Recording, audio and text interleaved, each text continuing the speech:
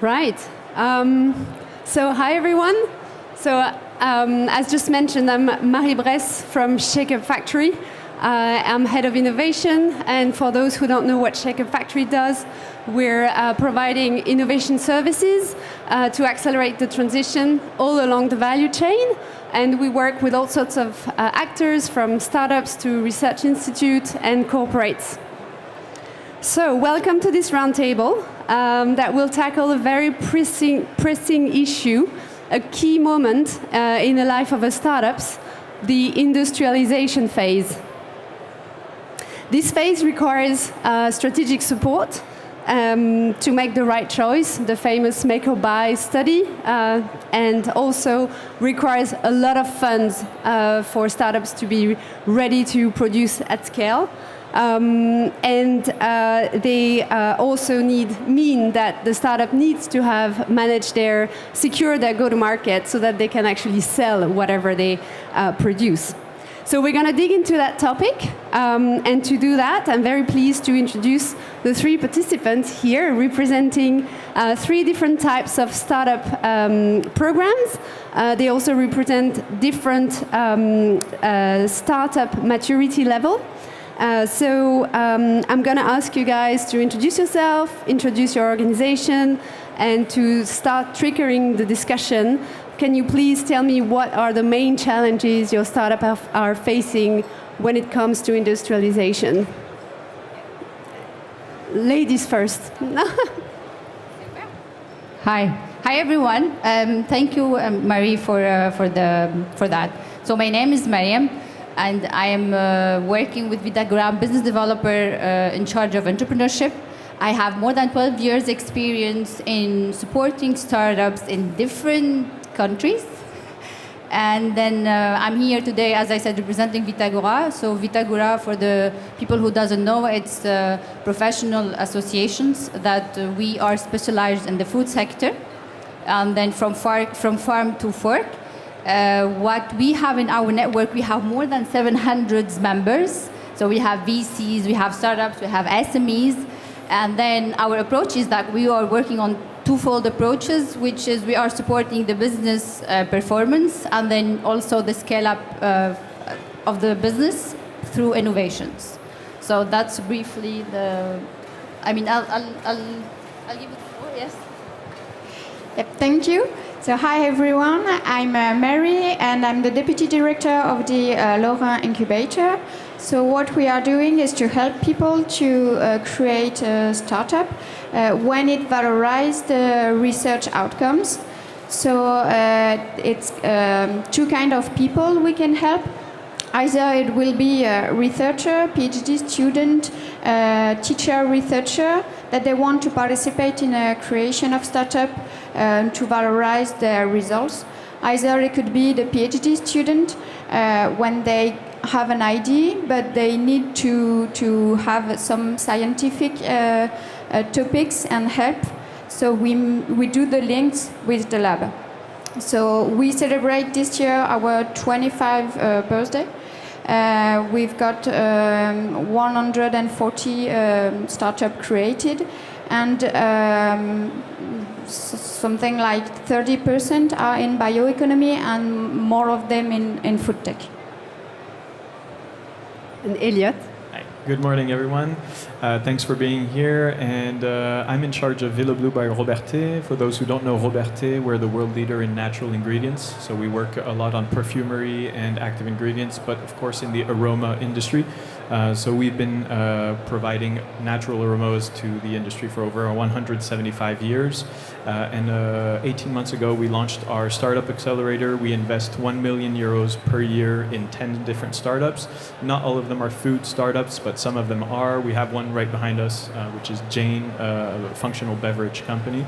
And we've been supporting these startups with funds, but also access to industrialization means. And we see that with 175 years of experience, you have the possibility to help these startups kind of grow a bit faster. So in your view, what are the key challenges when it comes to industrialization? So I think especially in food tech, the access to the the different technologies is one thing, but it's also the MOQs. So you're starting at a very, let's say, early stage. You're launching your food company, or launching your beverage company, and you realize that to be able to compete with the big players, you need to have, let's say, either a lot of funds or very powerful industrial partners, and that's the difficulty. So those who start with funds, they might not have that same difficulty, but I think having an industrial partner when you're growing, or a research partner, can kind of help you get past those obstacles a bit quicker. I think that's the 0 to 1 is possible for everyone. Growing from 1 to 10 is very difficult. That 1 to 10, where you need to industrialize your production, you need to industrialize your suppliers, kind of grow at a very fast pace, and also struggle to not die face to competition. I think that's one of the difficulties. Yeah, very interesting. What are the maturity level of the startup that you accompany? So we invest in startups that do anywhere between 100,000 euros in revenue to about 2 million. We're in that kind of a range. We've invested in 20 startups over the past 18 months. Most of them have already raised funds, or are raising funds that go between, let's say, 500,000 euros to 2 million or 3 million. And I think having those types of companies is really interesting, because you still have a lot to do. Those who have access to funds or access to revenue, we're able to help them a bit differently, and it's been quite a journey. Thank you. And Marie, so you have earlier startups, right, in terms of maturity? Yes.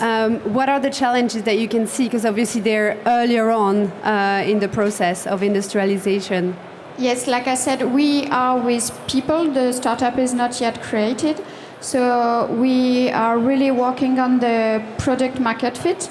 So what is the added value of your product, to whom it will be sold, in which way you will distribute your product. So we are working on forecast hypothesis. And then we have, like you said, find a way to have the finance to do it, even before selling just one product. So you have to ask for a public subvention or private funds, and you have to convince, to make the demonstration that they are right to give you money before even you are a society or you are a company. And that's really, really hard at this step to have the funds. At this stage, yeah, it's very hard without producing anything or selling anything. You don't have that issue that much because they're already a little bit more advanced. And what about you, Mariem? I will add to that. It's one of the key challenges is access to corporate, because it's not that easy in in all the sectors, but specifically in the food sector. So we have this. And then there is another one that I consider that as also one of the challenges is if they have a pilot prototype or product, it's how to make it industrialized. Like moving from a small one prototype to really industrialization. So this is also one of the challenges that we faced with our companies. Yeah, what Elliott was mentioning, the 0 to 1 is easy. Yeah. Okay, great. So let's dig into this one. So the how to move from pilot to industrialization stage. How are your support programs helping the startups move? So, like, when you have a pilot, moving to an industrialized product, requires either like building a factory or going through a CDMO. How are you helping them take that decision, and then how are you helping them actually do it? Yes, a very good question. So what we do for them is we support them in their decision making, because let's say not all the companies that decide to open their industry, they might use existing ones.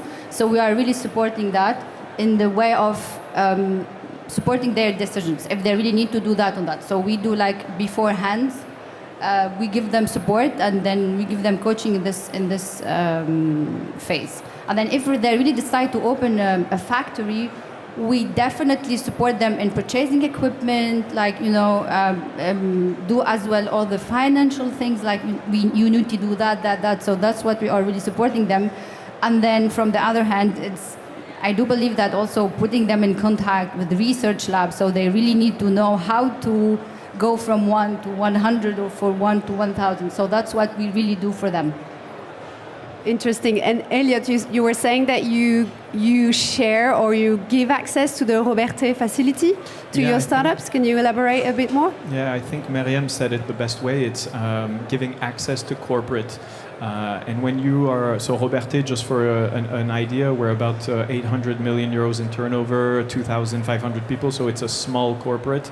But the thing is that Robertet supplies all the biggest actors in the world in the food industry. So Coca-Cola, Pepsi, Nestle, Danone, we work with all these people. And when you're a young startup and you don't have access to these corporate partners, sometimes they create incubators, Coca-Cola, Nestle, they've all done it, but they're so big that they're not maybe in the same mindset. They don't have the same, let's say, desires. They don't have the same ambition for the companies that they're trying to create. And I think we're at the right size to give them the corporate support from Robertet, but also the corporate access to Coca-Cola, Red Bull.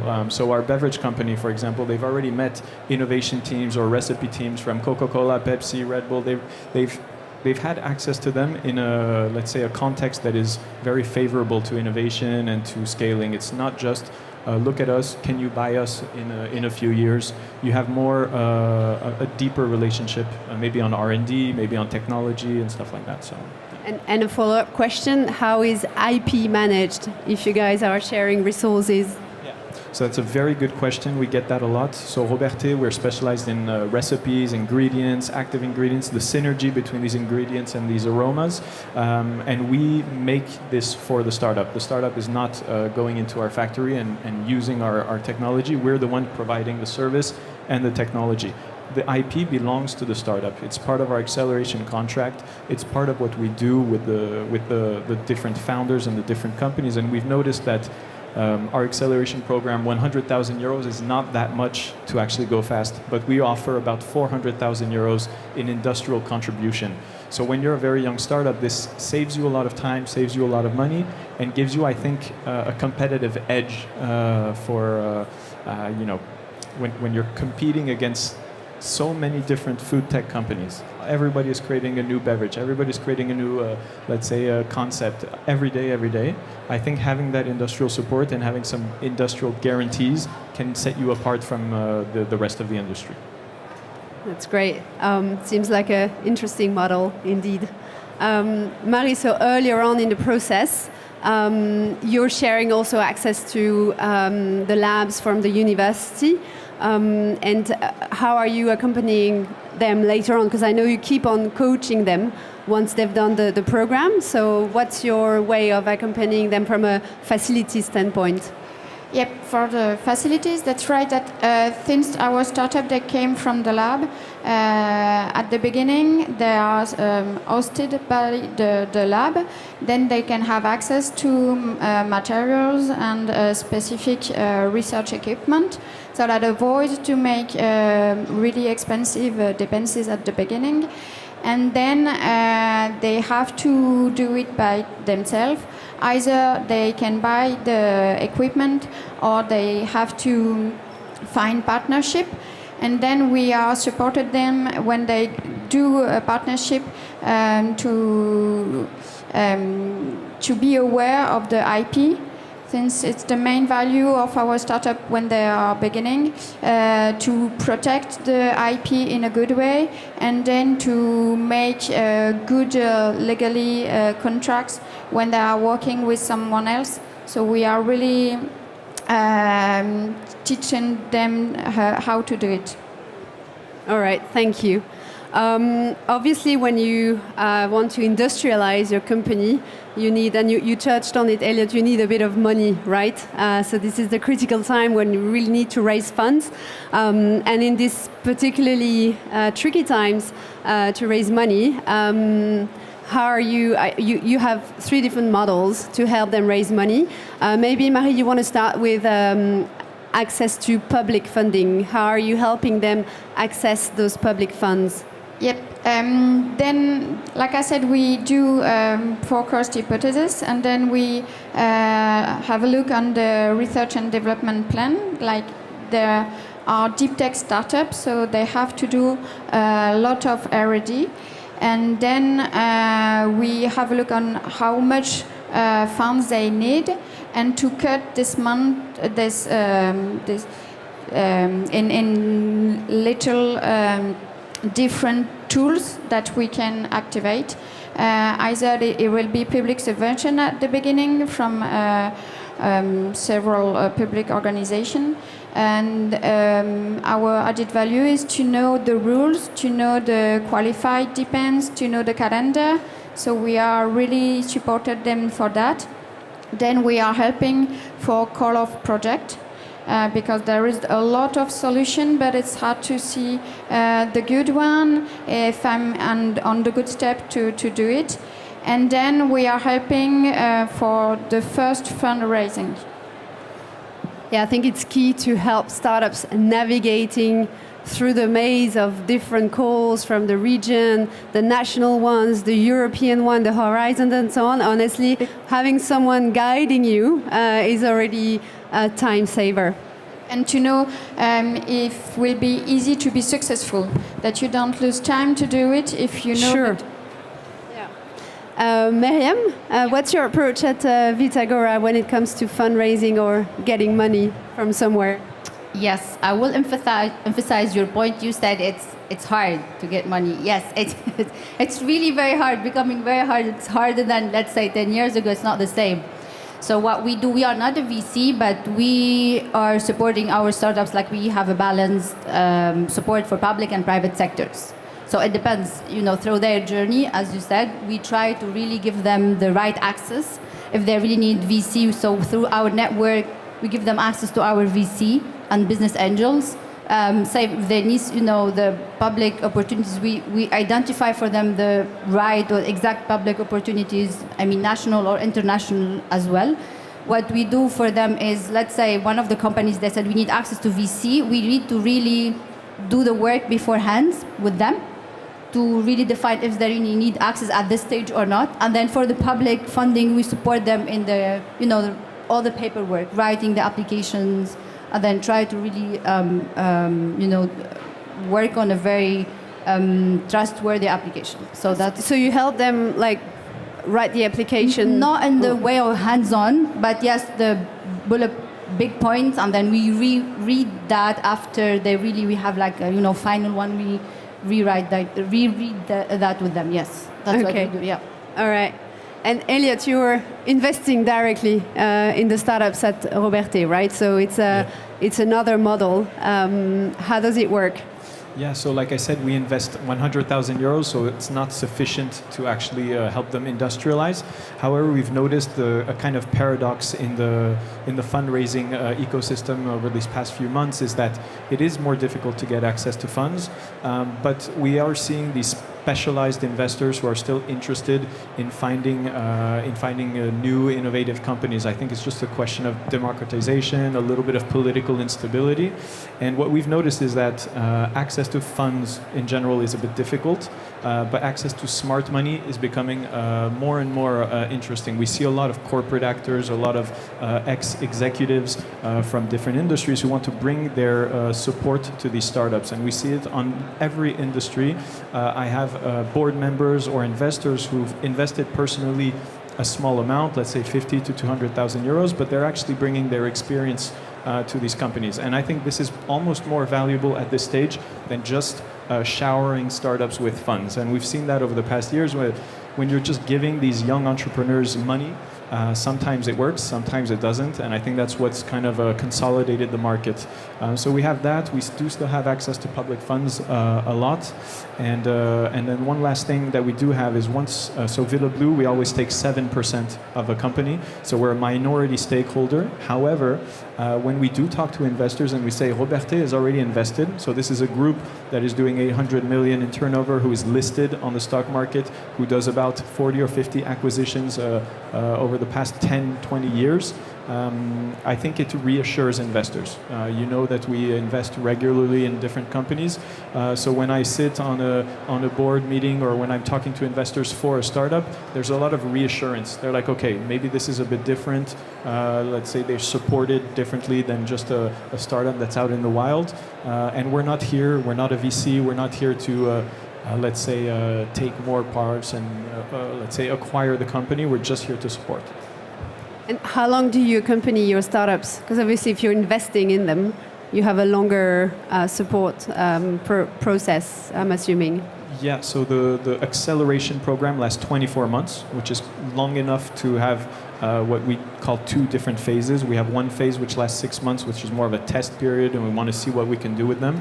And then we have 18 months where they're, let's say, teenagers, and we let them a little bit walk around and be alone. And I think this is a good example. Some of them we connect them with this amazing exposition. Some of them are raising funds. Some of them need more access to corporate partners. And so as we move forward and as the startup mature, I think that's when we see our real impact. Yeah. All right.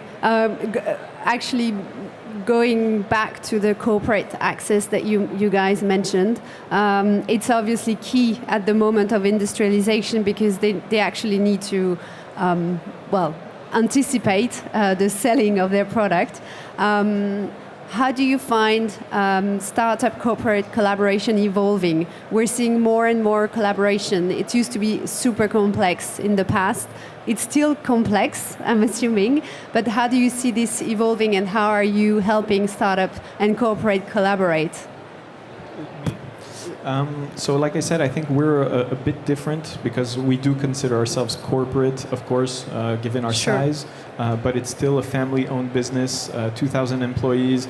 Everyone still knows a little bit everyone. So I think we're giving access to the corporate workers to innovation, and that's what's interesting. So we have a lot of people who want to work with these startups, who want to bring something to the table, either innovation, R&D. So once again, I'm just going to take the example of the beverage company Jane. They've been working with the same people, same aromaticians that have been doing the recipes for Coca-Cola, Red Bull, because those people, and I don't want to offend anyone, but working for Coca or Red Bull is quite boring in general. You know, it's not always a lot of innovation. So when you can have a startup, who brings you access to, let's say, a disruption on the market or in the aromas or in the functionality, I think it's interesting for the corporate to work with startup in that way. Yeah, and certainly save them time in their development process. I'd like to also mention talk about the other services that you guys are offering, and we discussed with Marie the IP and the management of the IP, which is critical in this phase. Could you elaborate on this topic? How are you guys helping them navigating their IP journey? Yes, so at the beginning, when the IP is not protected, we expect them to be very carefully about what they said and with who they discuss, to make a secret agreement every time they talk about innovation. When they talk about the solution, they don't have to explain everything, and it's quite hard for the public that have the researcher. They get used to explain everything. They are scientific, they are teacher, they want to say everything. So the first is to be careful of that. And then they are employee of the university, so we've got a specific support for that. But the difficulty is to make this protection at a good time, because if they do it on the lab, maybe it won't be enough when they got the industry.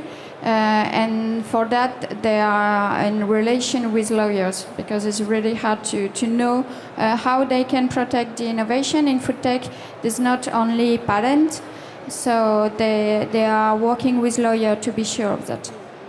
Yeah. Any other insight on IP or? Not necessarily. Okay. I'd like to focus now on a very specific type of startups that are the food biotech startups. So deep tech startups. These guys are facing even bigger barriers to industrialization. They need even more money.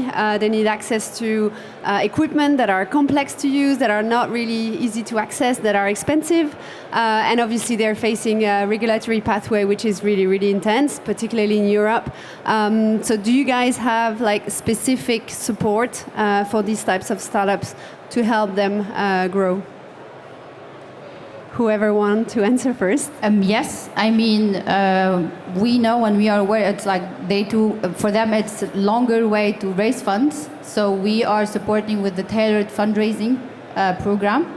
And then what we do as well is we support them with experts like specialized in biotech, because biotech is a huge, and then as well as for French and European regulations. So this is very important for them to know, so we are really supporting them in these things.